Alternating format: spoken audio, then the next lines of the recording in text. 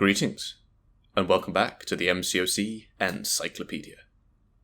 Today, we'll be continuing our journey looking at the new 7-star champions, and today, number 5, Misty Knight.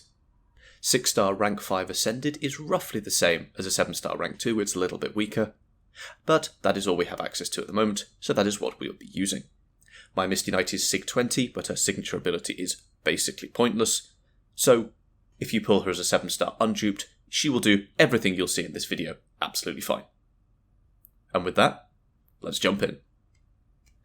As per tradition, we'll be starting off in Realm of Legends before moving on to some Act 8 stuff.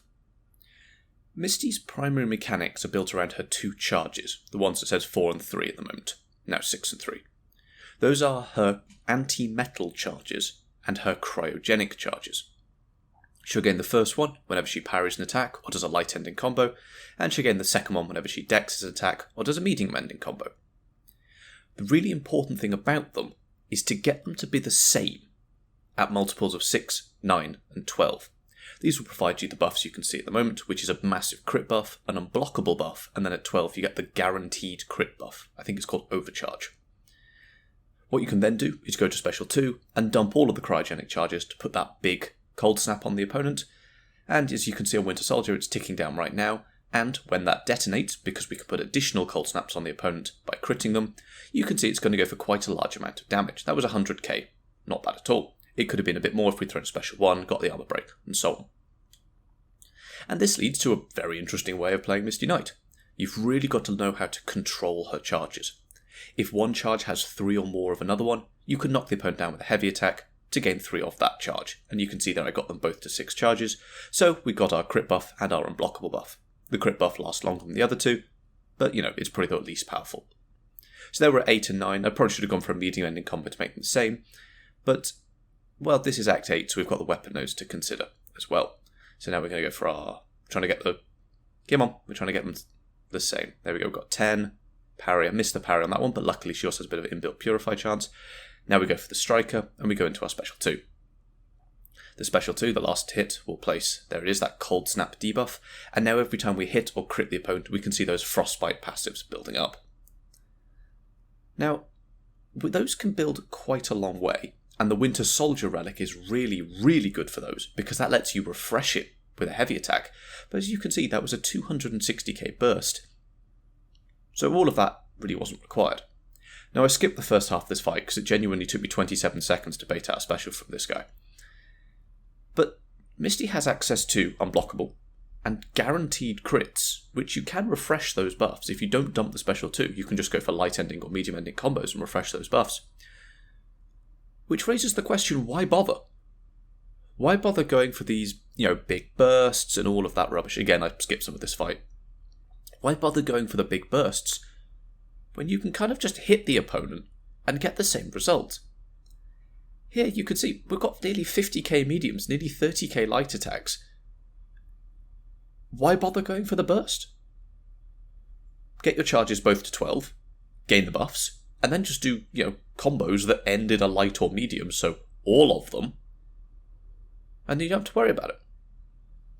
One good thing about her very long Cold Snap, though, is that we can use it to shut down evade champions. We've got to play very slowly at the start of this fight, and because we're doing lots of parries, you can see we've built up all of our anti-metal charges already. This is a 8.3.6, I think we're in at the moment, which means if we get to 15 charges, we can actually start placing cold snaps on the opponent after the Striker. But again, in this fight, we have no need to go for the Special 2. I'm going to, but we don't have much need to, because he's going to be dead before the burst occurs. You can see we're 1/4 of the way down on the burst. If I used a heavy attack here, you see, we can refresh the burst. Shout out to the Winter Soldier relic. That is really good if you need big burst. But there was no point going for said burst, which to me makes Misty quite a confused champion. Some people might say she just has multiple rotations, and I can absolutely get behind that. But personally, she's not a champion for me. Again, we're into this Invisible Woman, and we've got to build our charges as per every fight. So we're up to 8 and 9, 8 and 12.